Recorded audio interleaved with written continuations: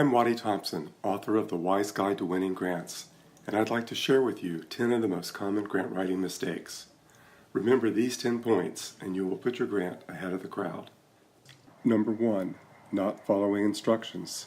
This has got to be the biggest mistake, even though it's the easiest one to avoid.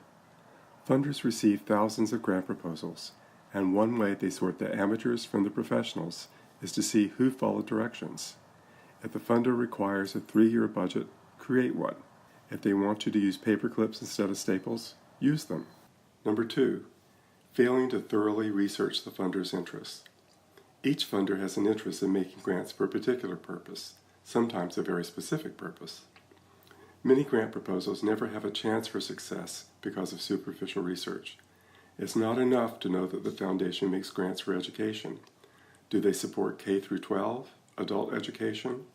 The answers to all of these questions can be yours by simply reading all of the Foundation's guidelines. Number 3, focusing only on the needs of your organization. Keep in mind that a funder's goals are achieved not when you make payroll, but when you deliver the service your nonprofit provides to the people who need it. So don't ask for $10,000 to prevent your food bank from having a deficit. Ask for $10,000 to feed 7,000 people. Even when you're asking for operating support, be sure to include how your nonprofit will do more for more people by receiving the grant you're requesting. Number 4, careless editing. Pity the poor program officer who has to read 600 grant proposals on the same topic. How do you think she'll feel when she has to reread your sentences because of typos and grammatical errors? Keep her on your side. Spell check, and then go a step further with a grammar checking program.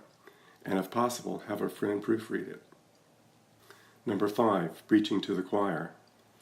Never assume the funder knows anything about your organization, especially when it comes to describing your capacity to carry out the project for which you seek funding.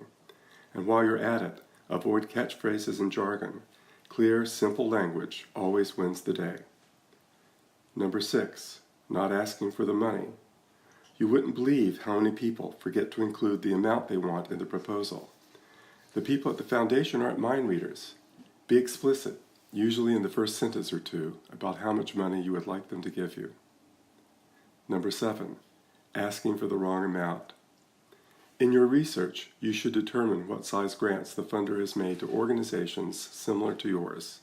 Asking for substantially less or more than their typical grant will end in failure. Number 8, submitting sloppy budgets.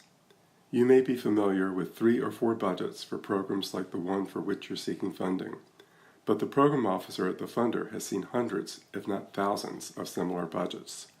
She will immediately know if your budget is reasonable for your project. If you've left out a major item, she'll know. If you padded the salaries, she'll know. The budget that accompanies a grant proposal should be prepared with the same care as the narrative description and match it point for point. Number 9, submitting a late proposal. This is absolutely the most amateurish mistake and easily avoidable, yet it happens all the time. Number 10, not asking for a grant. There will never be a perfect time to ask for a grant. The economy is down. You're too busy to finish the proposal by the deadline. You worry the funder has never heard of you. Excuses are easy to come by, but you'll never get a grant if you don't try. So what are you waiting for? Start researching and writing now.